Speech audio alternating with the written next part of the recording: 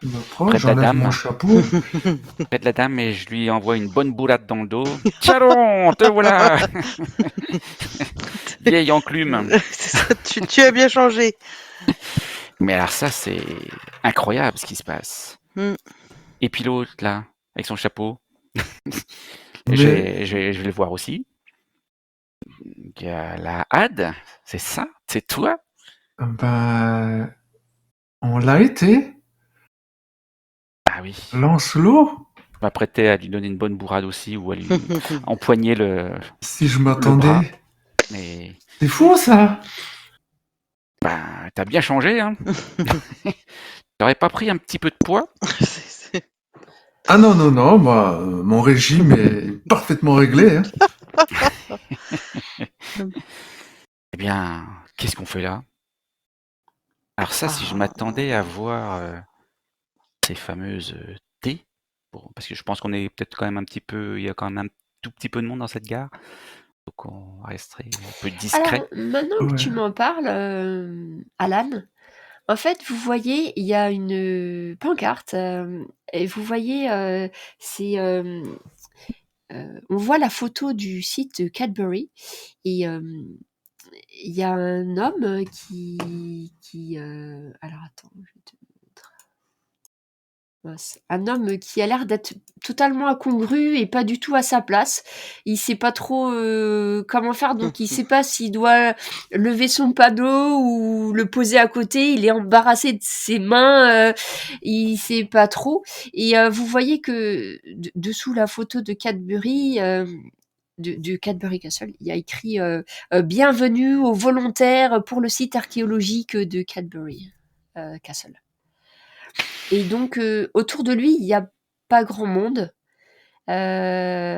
Et en fait, on voit par rapport aux autres passants qui sont là avec leur panier de courses, des choses comme ça, parce qu'il a vraiment pas l'air d'être à sa place. Et alors que qu'il a l'air un peu dépité de voir personne, et vous voyez un homme assez costaud, un peu rougeau, qui arrive.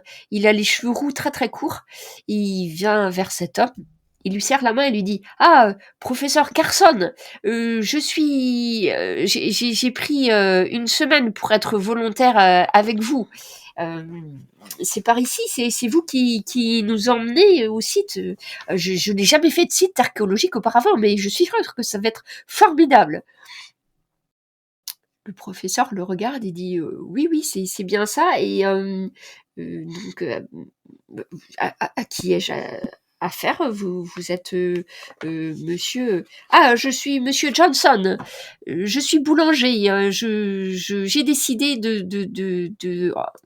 pour mes vacances, d'élargir mon univers culturel. Vous voyez, professeur Carson qui a l'air un peu dépité. Bien, bien. Et il jette un coup d'œil autour en essayant de voir si d'autres volontaires se joindraient à son expédition. Dites, Ah, c'est pas l'occasion ça? c'est Si, peut-être notre chance là. Mm. Ou notre. Ça facilite les choses, quoi. Allez, on se Allez, présente. allez, on y va. On n'aura même pas besoin de chercher un bus comme ça. Alors, il vous voit arriver. Bonjour. Bonjour. Bonjour, professeur. Bonjour, mademoiselle.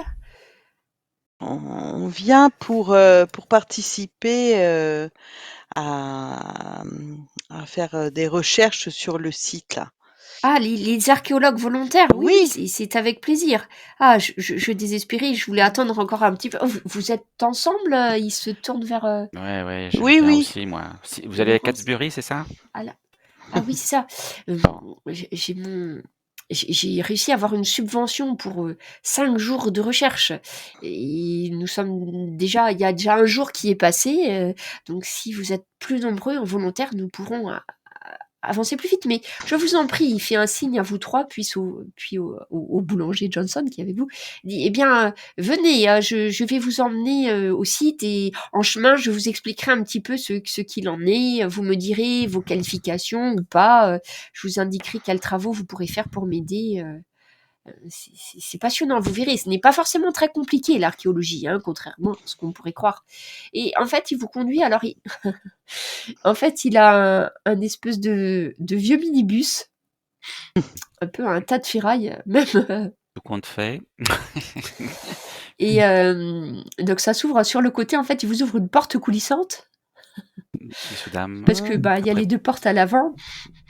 Donc lui, il va conduire, hein, donc il vous ouvre la porte coulissante, il vous dit, après, il n'y a personne d'autre que lui. Hein. Il vous dit, voilà, vous pouvez... alors, il y a un endroit où il y a quelques sacs de courses. Vous pensez qu'il allait acheter les courses à l'épicerie d'à côté pour tout le monde. Il vous dit, écoutez, arrangez-vous comme vous voulez. Nous ne sommes pas très très loin hein, du site de la fouille. Hein. Je donne un coup de coude sur le chemin pour le bus, le minibus. Je donne un coup de coude à Galad et je lui dis j'ai toujours su que tu avais un côté efféminé. Que tu parles à moi là Non? Ah pardon, à Moi- Gauvin. Ah non, À oui, Gauvin. alors, Moi, c'est Gauvin. Gauvin. Oui. Pardon. alors voilà, Gauvin. Gauvin, c'est voilà, Marine et Gauvin. Et Mm. Galad et... Bah oui, et- Laurent. Oui. Pardon. C'est-à-dire que comme on a eu... On a eu plusieurs vies, hein. et donc, c'est sûr que associer Gauvin, là, c'est un... Oups, ça perturbe un peu, mais pourquoi pas T'as pas choisi, hein? Non, j'ai pas choisi. Mais j'ai vécu de nombreuses vies et ma foi, Gauvin ou d'autres, c'est bien. Homme, femme, peu importe. Tu t'en souviens d'autres? Je me souviens d'une autre, oui. Ouais. Pareil. Qui étais-tu avant? Tiens, ton éveil principal. Ah, moi j'étais Marie Tempête, Marie Reed, Tempête. la pirate. Ah, une petite jeunette. Oui, mais Ouais.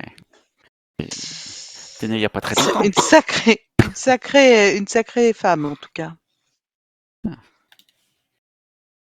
Et vous? Je saurais pas trop bien situer la date de ma naissance. J'ai dû naître quelque part entre une tanière d'ours et puis les hommes préhistoriques. Et voilà. Et donc, cependant, ça me dit quelque chose. C'est ce terrain. J'ai dû y mettre les pieds quand même. J'ai l'impression.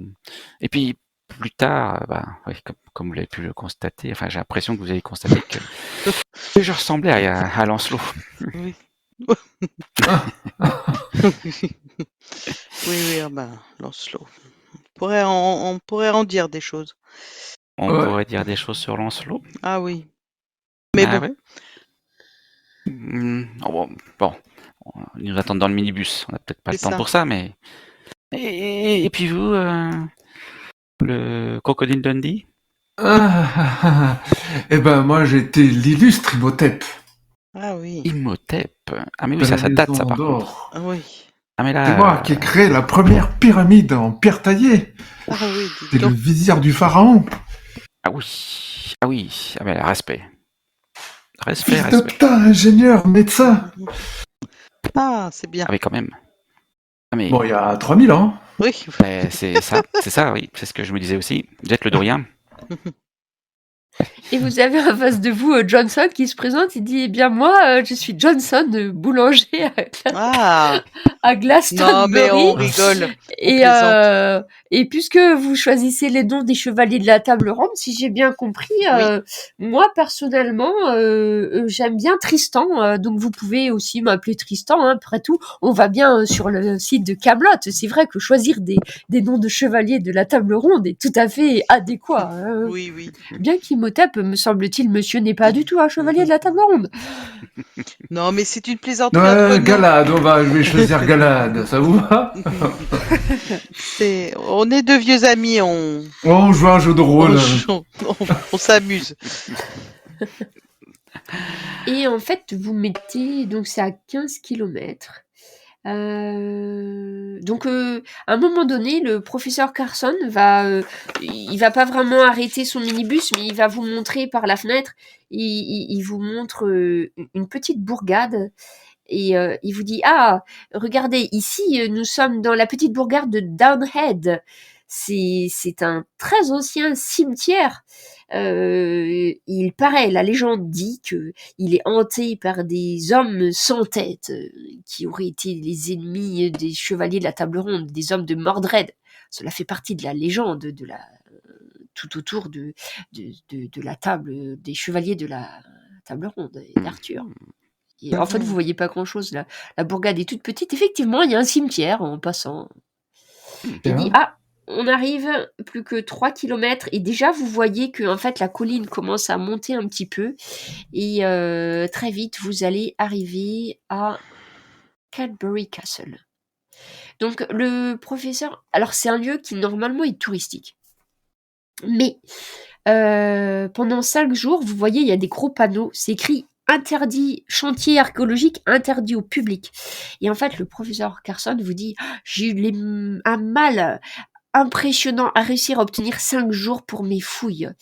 Nous allons faire le point un petit peu maintenant. Je vais vous expliquer. Je n'ai pas beaucoup de temps à perdre. Ces 5 jours doivent être utilisés au maximum de ses possibilités. C'est un peu juste 5 jours pour des fouilles sur un site aussi Et grand. oui, mais si vous savez à quel point c'est difficile d'obtenir les autorisations, surtout quand il faut fermer un site touristique au public et donc leur faire perdre des sous pour les tickets, c'est un peu compliqué. Et vous emmène, en fait, alors il y a un campement plus ou moins, c'est-à-dire que c'est des bâtiments préfabriqués qui ont été mis là exprès pour les archéologues et archéologues en herbe dont vous faites partie maintenant.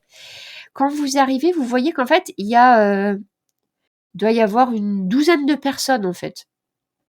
D'accord. C'est beaucoup de jeunes, des étudiants apparemment, mais pas que. Pas que du tout, parce que il y a une dame qui doit avoir 60 ans qui part. Alors, en fait, ils se mettent par équipe de 2 ou par 3. Ils ont une espèce de carte à la main, et puis apparemment, ils ont déjà eu des ordres donnés, donc ils vont vadrouiller, ils partent par rapport au site. Vous avez le professeur Carson qui dit, écoutez, voilà, les équipes du jour sont déjà parties, on va faire le point ensemble autour d'un café. Il vous emmène dans le préfabriqué qui doit être son bureau.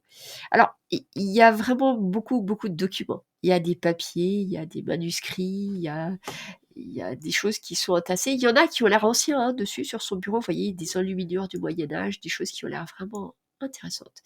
Il vous dit, voilà, pour vous résumer en 2 mots mes études qui sont un petit peu compliquées, ma spécialité à moi, c'est l'étude des sites archéologiques qui sont en lien avec l'astronomie.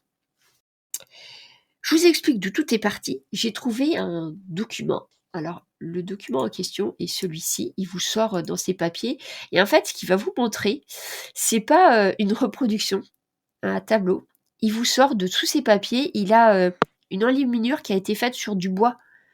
Vernis. Original. Original. Donc c'est pas très grand après. Hein. C'est un petit tableau. Franchement, ça doit être le format A3, un peu plus. Donc c'est 2 pages 1/4. Il vous dit, regardez bien. Vous voyez sur ce tableau de la table ronde, un tableau qui date du XVIe siècle. C'est un tableau qui était auparavant recouvert d'une autre couche de peinture. Et avec mes collègues, nous avons fait une découverte inestimable.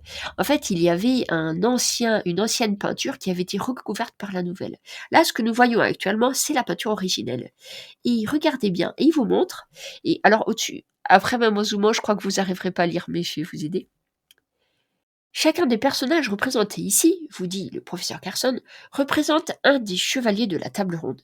Effectivement, vous voyez qu'ils sont représentés comme des rois, ce qui était quelque chose de courant à l'époque, bien que nous ne sommes pas du tout certains que tous les chevaliers avaient été... En tout cas, on sait qu'ils n'étaient pas tous riches, mais c'est une image pour prouver leur valeur. Et nous avons découvert que chacun de ces chevaliers, il vous montre, et dans chacun des motifs de la cape, de la fourrure d'hermine des chevaliers, en fait, vous voyez qu'il y a des signes du zodiaque. Tiens donc. Donc, il va vous montrer, vous voyez, celui-ci, Lancelot, Ouais. vous reconnaissez le signe du zodiaque du bélier. Tiens donc. Ensuite, il va chercher il vous montre, et là, Gauvin, son signe était celui du Sagittaire. Il vous montre effectivement, il y a les petits icônes de représentation, les petits dessins qui représentent les signes astrologiques. Et là, vous voyez, pour Galahad, il y a le signe de la Vierge. Et il fait ainsi de suite, en fait, tous les chevaliers, en fait, ont un signe du zodiaque. Et il vous dit, le seul est sur Arthur, il n'y a pas de signe. Donc, on en revient à mes fouilles. Ça, c'était le point de départ.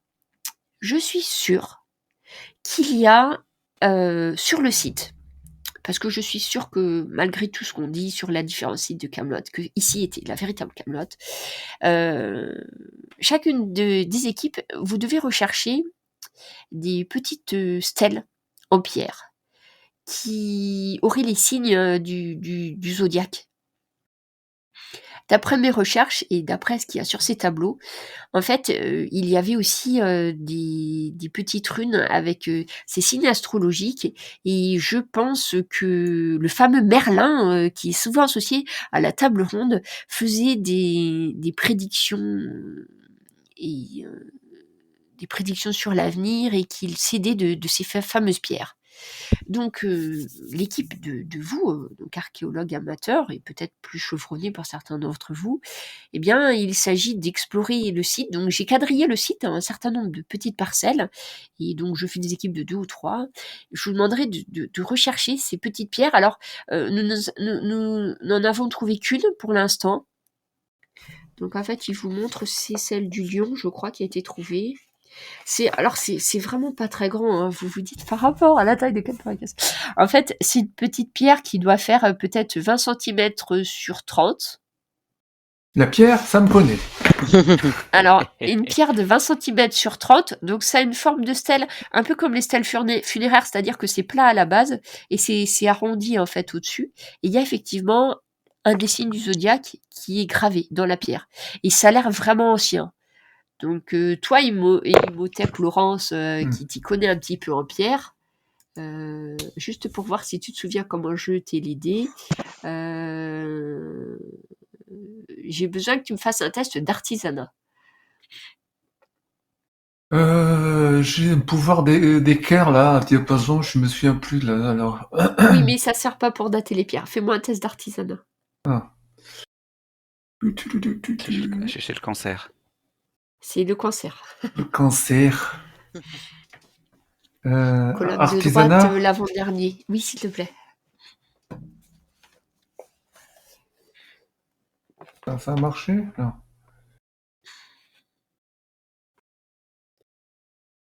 Ah, il aurait pu prendre l'Eurostar, j'avais pas eu. Ici, oui. Bien, tu as 2 inspirations. Bon, sachant que le 1 est un échec, hein, mais... que choisis-tu? Les 2 sont des échecs, Oui, en fait. les 2 sont des échecs, qu'il n'a rien à faire. Je préfère l'échec du Deva que l'échec de l'Archonte, quand même. D'accord, ça marche. Ben, en fait, c'est vrai que tu t'y connais en pierre, mais bon, il t'a dit que ça a daté sûrement du 15e, 16e siècle. Franchement, pour toi, le problème, c'est que la pierre, elle est pas sur son terrain d'origine, elle est présentée comme ça. Tu vois pas d'autres informations à apporter à ce qu'il a dit. Tu penses qu'il a raison, mais à part ça, tu n'as pas beaucoup. C'est du granit, hein, mais c'est courant dans la région, donc après, pas bien grand-chose de plus. Et donc, Eric Carson vous dit, eh bien, je vous ai assigné donc pas le lot du coup, mais la parcelle, donc la parcelle numéro 14. Et en fait, alors, par rapport au château, je crois que j'ai un plan. Je vois plus, c'est pas grave. En gros, par rapport au dessin, il va vous faire chercher en plein milieu. D'accord. Mais je peux écrire sur le... Je crois que je peux écrire dessus d'ailleurs. J'ai pas mon privé du coup. Tac.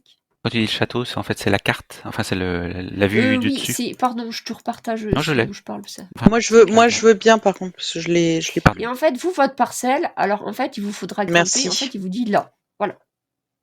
Ok. Où ça? Voilà, il y a une croix. Ah oui. Ah, c'est bon. Elle vient Oui. d'apparaître. Donc du coup, il vous équipe.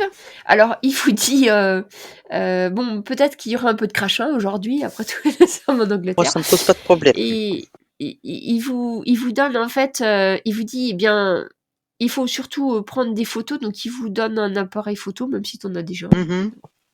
Il dit, prenez une photo du site. Surtout, ne déterrez pas l'objet si vous le trouvez. Je m'en occuperai si nécessaire. Et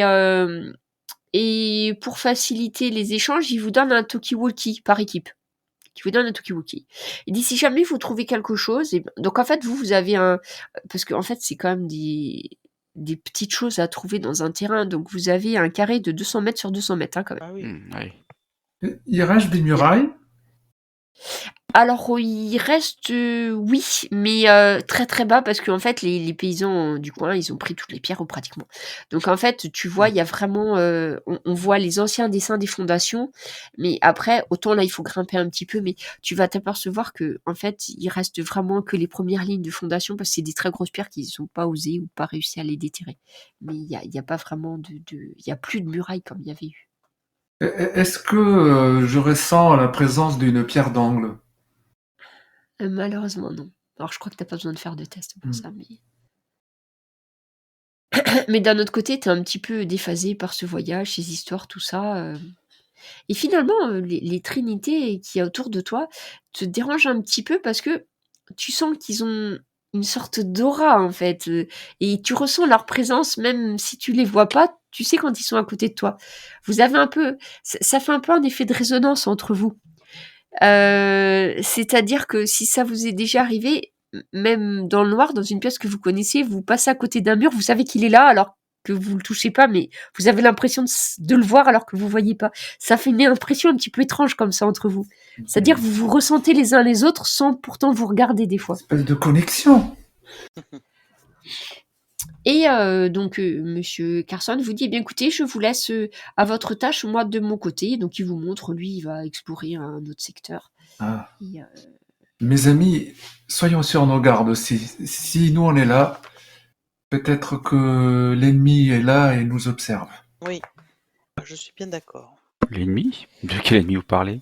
L'ennemi. Mais de quel ennemi? L'ennemi, les archontes. Les archontes sont vos ennemis. Ah bah là, autre chose. Ah oui, Alan. Alors, ah oui, non, mais attends, c'est parce qu'il a pas toutes les informations, c'est pour Ah. ça. Il peut pas comprendre comment tu parles. Alors, je t'explique mieux. Alors, en fait, ton Deva et ton Archonte, Alan, tout le monde, toutes les trinités en ont. Par contre, sache qu'il y a des trinités, à un moment donné, ont voué leurs existences aux ténèbres. Ah. Ils sont tournés du côté obscur à 100%. Après leur divi, Et ils ont déjà... Ah oui. Ceux-là, on les appelle Archontes rois. Mhm. Parce qu'ils sont la négation absolue du bien. Des démons, sur Terre. quoi. Ils ont passé leur divi à écouter leur archonte.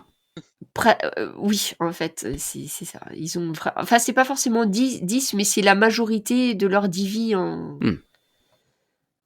Donc ceux-ci, on les appelle pas seulement des archontes parce que ça prête à confusion, mais ce sont des archontes rois. Après, pour l'instant, Marine en a rencontré une. Oui. Et ceux qui ont passé la majorité de leur existence à servir la lumière, ils s'appellent des Deva. Eh bien, figure-toi qu'il n'en a pas.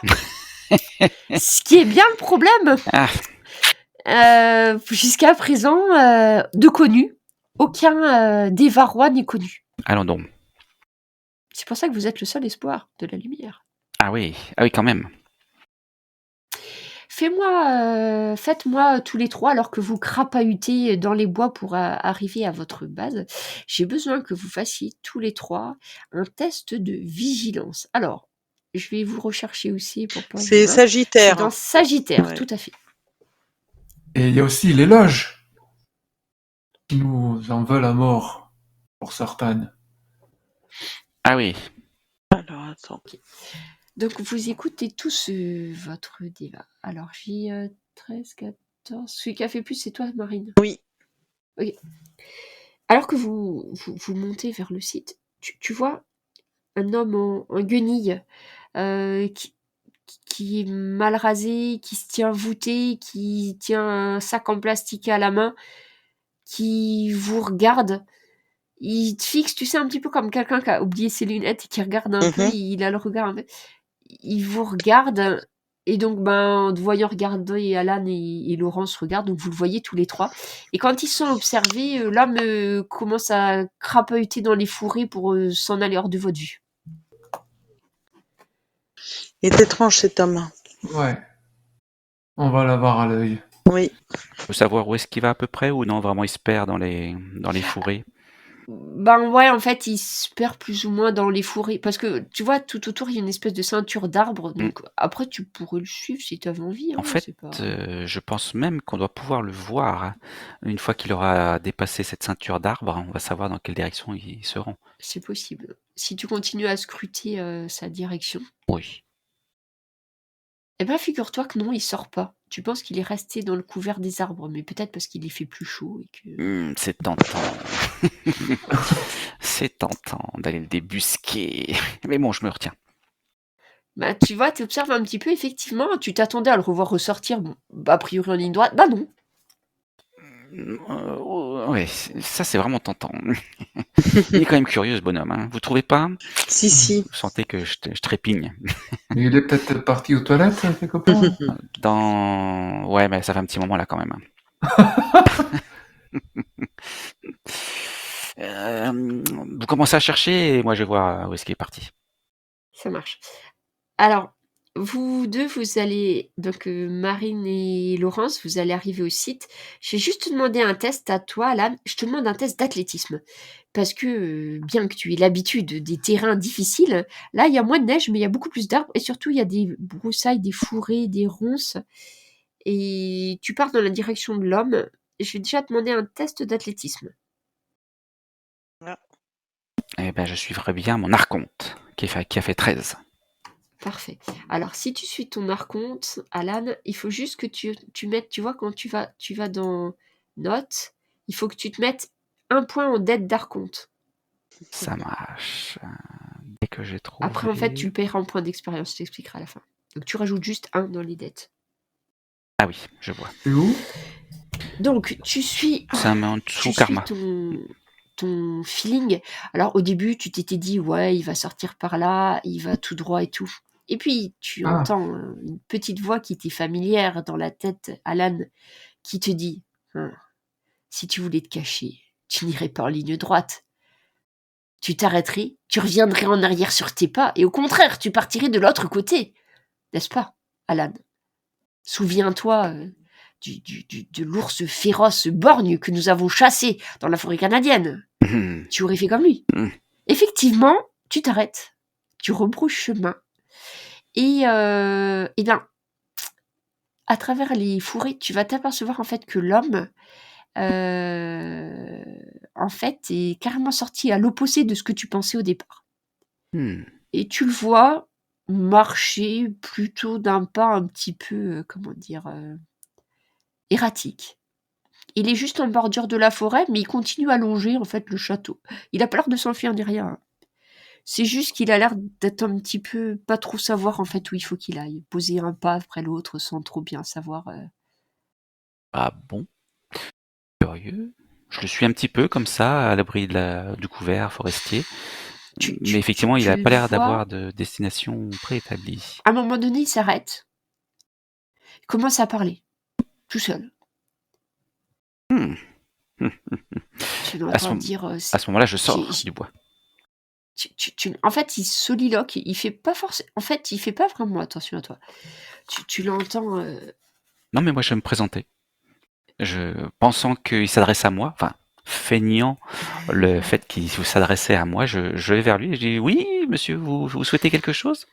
Qu'est-ce que vous avez dit? J'ai pas bien compris. » Il fait pas attention à toi, tu vois, il fait comme s'il donnait des coups dans les airs autour de lui. Donc, tu vois, si tu t'approches, et il dit « Oh là! Elle a bien cherché, elle, et lui tout pareil, mais elle surtout, elle a bien cherché. C'est bien fait pour elle. C'est bien fait. » Et là, j'arrive, alors s'il m'a pas vu, j'arrive un peu pour le surprendre derrière lui et je dis « Et qui donc ?» Tu vois, il s'arrête un peu comme quelqu'un qui se réveille en fait. Il se tourne vers... Ah mais attends, je vais te le montrer. Alors, il ressemble à... Il ressemble à ça. Mhm. Il se retourne, il te regarde. Allez-vous-en. Laissez-moi tranquille. Mais c'est vous qui m'avez interpellé. Il prend dans son sac plastique, il garde le sac plastique, puis il y a une bouteille dans le sac plastique. Une bouteille de quoi d'eau? Je sais pas.